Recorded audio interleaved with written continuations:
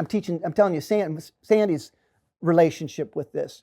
And that is, he knew there were inherent problems. Of course, there's the obvious. He was violently opposed to emotional memory. He wants the opposite for his actors. If it works for you, go ahead, he would say. But personally, I don't want you to have to go relive your past over and over again. I want you to heal that stuff so that you're not constantly limited by it. He wanted us, the tortured artist paradigm, Sandy was violently against. He said you don't need a screwed up life to be an actor. And in fact, the more screwed up it is, the worse chance you have of sticking around. And boy, is that true.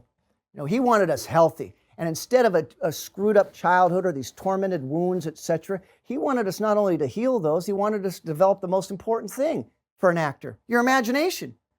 Because with a vivid imagination, there's just about no place you can't go. And none of this is real in the first place. Hamlet ain't real, he would say. It's a play. You're supposed to play. Play, he'd scream at us.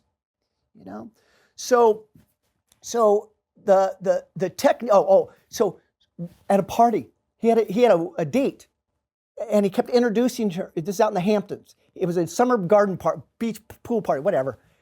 Outdoor big Hampton party, some rich people's house.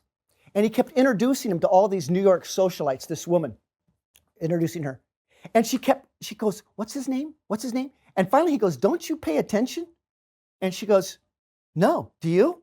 And a light bulb went off. He goes, my God, no one listens. People are horrible listeners. No wonder we don't remember names. Something so basic, it seemed like a good time to show up and listen is when someone's telling you their name, they turn away, we can't even tell. We have so much chaos going on. We have so much going on anyway.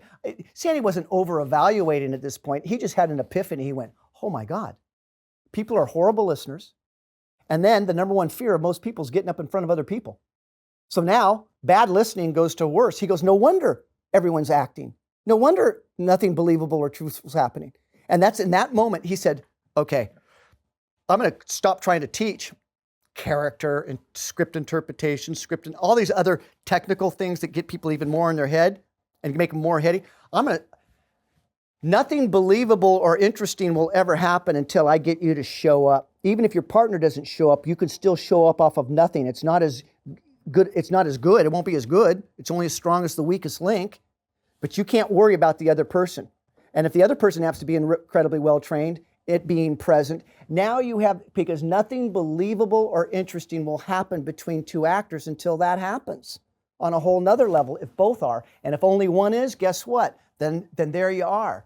So that was the genesis of Sandy trying to figure out this, again, this trailblazer. He didn't have mentors at this point. He's trying to find his own way. He's trying to find his way. And it eventually becomes known throughout the world as the Meisner technique. He never called it the Meisner technique. He just called it his class where he's trying to teach you how to be present and truthful and real.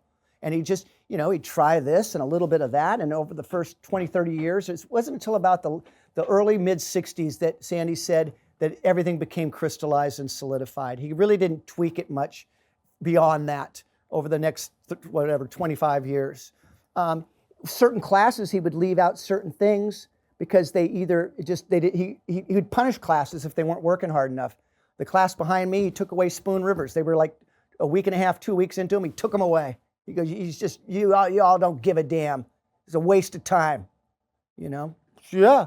So that kind of stuff happened. But I've heard people say, well, he was constantly changing until the very end. That's not accurate. That certainly wasn't my experience. I look at my notes